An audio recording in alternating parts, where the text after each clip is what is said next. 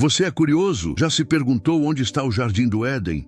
Hoje, aqui no canal Virtude em Verso, vamos analisar as possibilidades e tentar descobrir se chegaremos a alguma conclusão. Se você gosta de conteúdo bíblico, curiosidades sobre a Bíblia e um pouco das teorias que ninguém nunca te conta, deixe seu like e, sem enrolação, vamos buscar o Éden. Há lugares que não estão nos mapas, lugares que não se apagam da alma humana, mesmo que o tempo os tenha enterrado. O Jardim do Éden, esse nome ecoa como um sussurro antigo, perdido entre páginas sagradas e memórias do início. E se eu te dissesse que talvez ele nunca tenha sido destruído? Que o Éden não foi apenas um jardim, mas um portal, um ponto de conexão entre o Criador e sua criação? Durante milênios, profetas, estudiosos e reis buscaram esse paraíso perdido, mas poucos ousaram perguntar: e se ele ainda existir, oculto por forças que não querem ser reveladas? Hoje, vamos seguir rastros esquecidos, versículos ignorados e relatos apagados da história. Porque talvez, apenas talvez, alguém o tenha encontrado primeiro e decidiu manter o segredo. A Bíblia, em sua sabedoria velada, deixou pistas. Em Gênesis 2, 10, 14, o autor descreve um rio que saía do Éden para regar o jardim e que, ao sair dali, se dividia em 4 braços. O nome deles? Pison, Giom, Tigre e Eufrates. Os 2 últimos ainda estão entre nós, cortando a Mesopotâmia como veias abertas da história. Mas os 2 primeiros, Pison e Giom, parecem ter se dissolvido no tempo. Nenhum arqueólogo os encontrou, nenhum geógrafo moderno os localizou. A Bíblia diz que um deles cercava a terra de Havilá, onde havia ouro puro e pedras preciosas, e o outro, o Giom, envolvia a terra de Cuxi. Estariam esses rios em outra dimensão? Teria o dilúvio apagado suas marcas? Ou será que estamos procurando nos lugares errados, seguindo mapas que foram desenhados para nos confundir? Afinal, o Éden é citado no presente do texto, como se ainda estivesse ali, apenas velado aos olhos. No livro do profeta Ezequiel, capítulo 28, encontramos uma das declarações mais enigmáticas sobre o Éden. O texto não fala de Adão, nem de Eva, mas sim de um rei. O rei de Tiro, descrito como alguém que esteve no Éden, jardim de Deus. Ele andava entre pedras preciosas, coberto de glória, até que o orgulho o corrompeu. Mas como um homem poderia ter estado no Éden milênios após sua suposta expulsão? Seria uma metáfora ou uma revelação codificada? O mesmo texto diz que ele foi lançado do meio das pedras afogueadas e expulso por causa de sua corrupção. Isso nos leva a pensar: haveria um lugar físico onde homens poderosos acessaram o que restou do Éden? Um território sagrado que alguns encontraram e que outros ocultaram? Talvez o Éden não esteja no passado, mas no topo de montanhas inalcançáveis ou abaixo de camadas de silêncio e poder. Um Éden proibido, onde querubins ainda guardam a entrada com espadas flamejantes. Gênesis 3:24. Enquanto as escrituras canônicas guardam o silêncio, os livros apócrifos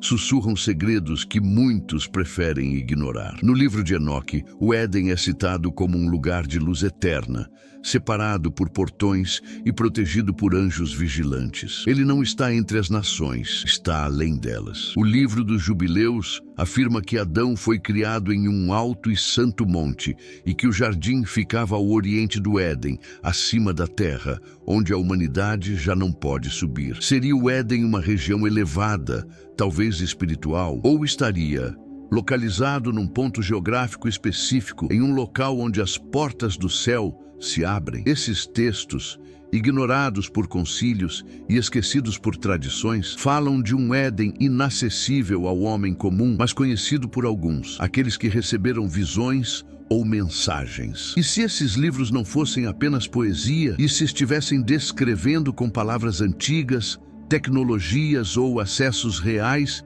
que foram selados aos olhos dos simples? Ao longo dos séculos, teólogos e geógrafos tentaram mapear o Éden com bússolas, pergaminhos e fé. Alguns apontam para a região entre o Tigre e o Eufrates, no atual sul do Iraque, berço da civilização suméria.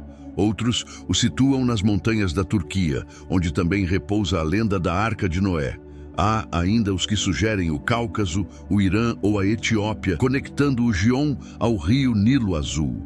Mas se essas localizações fossem verdadeiras, por que não há vestígios? Por que não se erguem monumentos em honra ao primeiro lar da humanidade? Talvez porque o Éden esteja escondido não apenas pela natureza, mas pela intenção. Mapas antigos indicam regiões que foram posteriormente apagadas ou rebatizadas por impérios. O conhecimento foi enterrado, disfarçado, e alguns caminhos foram fechados para sempre. Mas, e se ele estiver exatamente onde a Bíblia descreve, só que nós esquecemos como olhar? O solo ainda carrega memórias, e as pedras, se soubermos ouvi-las, ainda contam histórias.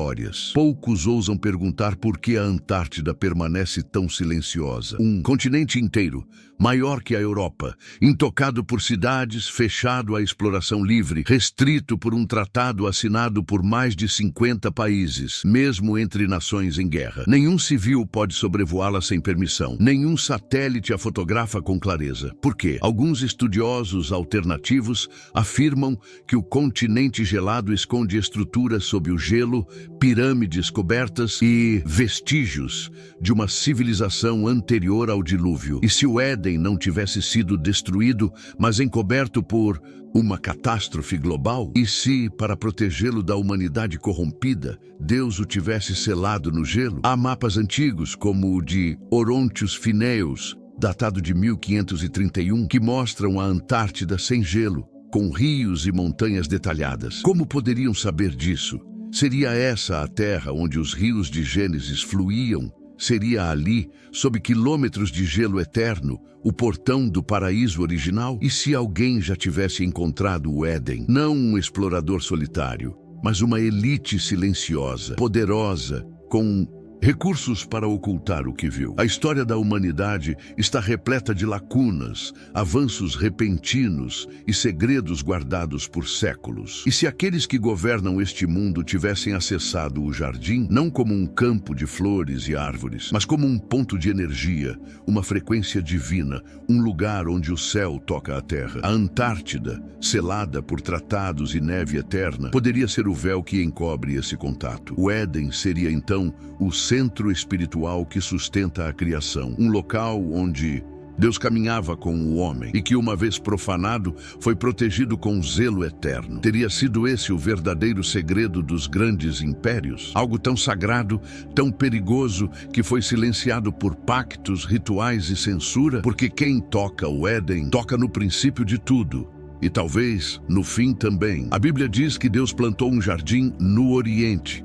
Mas em que Oriente exatamente? Em que dimensão? Em que plano da criação? Gênesis 3:24 afirma que, após a queda, Deus colocou querubins ao oriente do Éden, com uma espada flamejante para guardar o caminho da árvore da vida. Uma espada que se move em todas as direções. Isso não soa como uma simples entrada física, mas como um portal. Muitos teóricos sugerem que o Éden não está mais neste mundo, ou talvez nunca tenha estado. Seria ele uma estação celestial, um planeta original da criação antes da Terra atual, um plano de existência onde o homem vivia em total harmonia com o divino. Os antigos hebreus viam o céu como múltiplos céus, camadas espirituais de realidade. O apóstolo Paulo disse ter sido arrebatado ao terceiro céu, 2 Coríntios 12:2. E se o Éden estiver lá, em um outro plano, uma morada que só se acessa por pureza ou por segredos guardados a 7 chaves, seja entre as montanhas da terra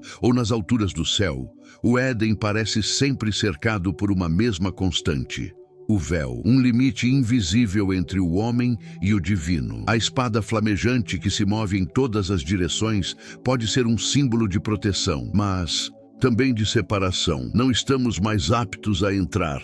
Algo dentro de nós se perdeu.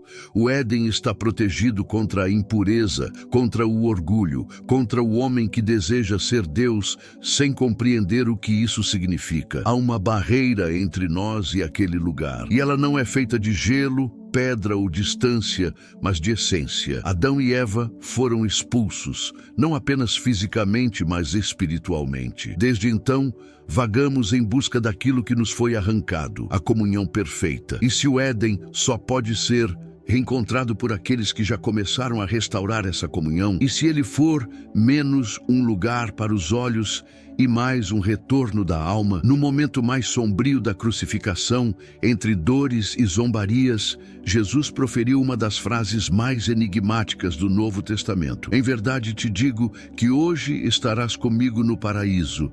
Lucas 23:43. Não disse no céu, nem na glória futura, mas sim no paraíso. Essa palavra ecoa o Éden perdido. Seria o mesmo lugar? Uma restauração espiritual daquele jardim intocado? A árvore da vida, que em Gênesis é protegida por querubins, volta a aparecer no Apocalipse, no meio do paraíso de Deus. Apocalipse 2:7. Isso indica que o Éden não foi destruído, mas transportado, preservado, talvez em outra dimensão, à espera de ser acessado novamente. Jesus não prometeu ao ladrão um destino qualquer, mas um retorno ao princípio, um lugar de descanso, reconciliação e redenção. Será esse o verdadeiro destino do Éden? Não um local geográfico, mas um estado de comunhão perfeita com o Criador, acessível apenas por meio daquele que venceu a espada flamejante?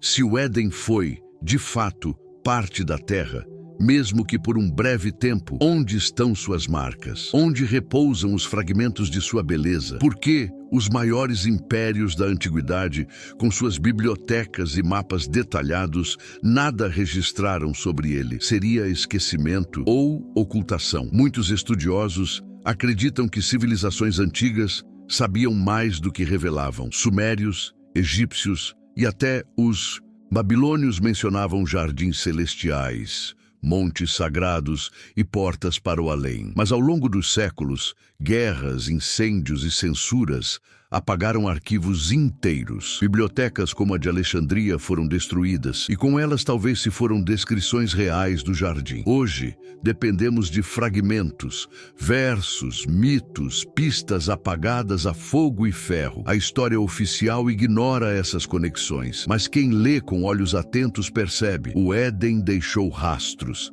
e talvez, mais do que pedras ou plantas, deixou um silêncio incômodo, o tipo de silêncio que só existe quando há algo grande demais para ser explicado. Há mapas que jamais deveriam ter existido e, no entanto, existem. Em 1531, Orontius Finaeus desenhou um mapa da Antártida com detalhes geográficos surpreendentes, rios, cadeias de montanhas e um contorno livre de gelo. Quase 300 anos antes de sua redescoberta oficial, ele já desenhava suas curvas. Como? De onde vieram essas informações? Teria acesso a manuscritos perdidos ou a algo que não foi revelado ao mundo? Outros mapas, como o de Piri Reis, feito em 1513, também mostram a Antártida sem gelo. Não é apenas uma coincidência cartográfica, é uma afronta ao que nos ensinaram. O que esses exploradores sabiam? Que terras antigas eram essas, visíveis antes do congelamento? E por que a moderna ciência evita discutir abertamente essas descobertas? Seria essa a prova de que o Jardim do Éden esteve lá e que alguém tentou preservar sua localização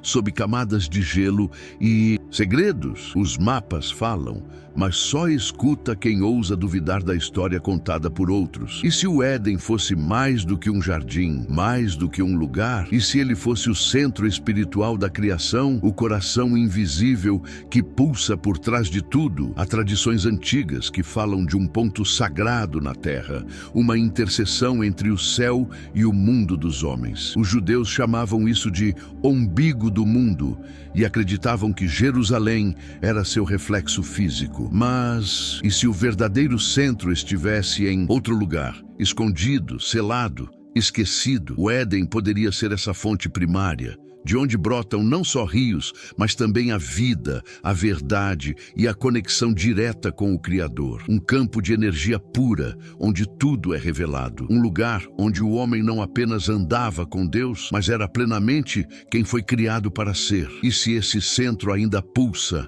aguardando o momento em que os puros de coração o encontrarão novamente? Talvez o Éden não precise ser redescoberto. Talvez precise ser reencontrado por dentro. Há quem passe a vida inteira procurando o Éden por entre vales, desertos e glaciares. Mas e se a entrada não estiver no chão, mas no espírito? E se o jardim do Éden for menos um destino e mais uma condição? Jesus disse: bem-aventurados os limpos de coração, porque eles verão a Deus. Mateus 5:8. E se ver a Deus for o mesmo que reencontrar o Éden? Se a queda de Adão foi interna, talvez o retorno também precise começar dentro de nós. Mapas antigos podem ajudar. Textos esquecidos podem acender a chama da dúvida santa, mas é a fé que acende a tocha da revelação. O jardim nunca foi apenas um lugar, foi um estado de comunhão, pureza e verdade. Um estado que se perdeu e que pode ser restaurado. Enquanto o homem seguir buscando fora,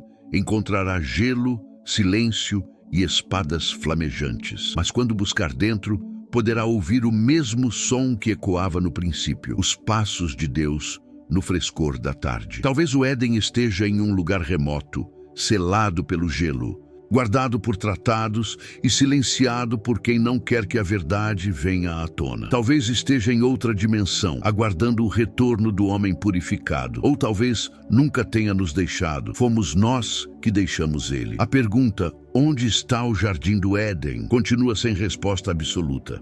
Mas cada pista, cada versículo, cada mapa proibido aponta para algo maior do que a geografia. E agora, queremos ouvir você. O que acha de tudo isso? Deixe nos comentários a sua teoria, sua visão, seu pressentimento. Será que estamos prestes a redescobrir o Éden? Ou será que ele sempre esteve dentro de nós? O que você achou? Alguma dessas possibilidades fez sentido para você? Olha, eu confesso que acho muito estranho existir um lugar neste mundo que Deus nos fez, mas que é proibido de visitar. E conhecendo a ganância do homem, não custa nada acreditar que a resposta esteja mesmo na neve. Quero muito saber sua opinião. Então, deixe aqui nos comentários o que você pensa. Aqui no Virtude em Verso, tudo é possível, desde que seja na base do diálogo respeitoso. Se ainda não é inscrito, aproveite para se inscrever no canal, deixar o like e ative as notificações para não perder nada. No final do vídeo vou deixar duas opções para você. Na esquerda, o vídeo mais recente do canal. Na direita, um vídeo que combina mais com você. Gostou do vídeo? Vou te ver no próximo? Espero que sim. Até a próxima, fique com Deus e até daqui a pouco.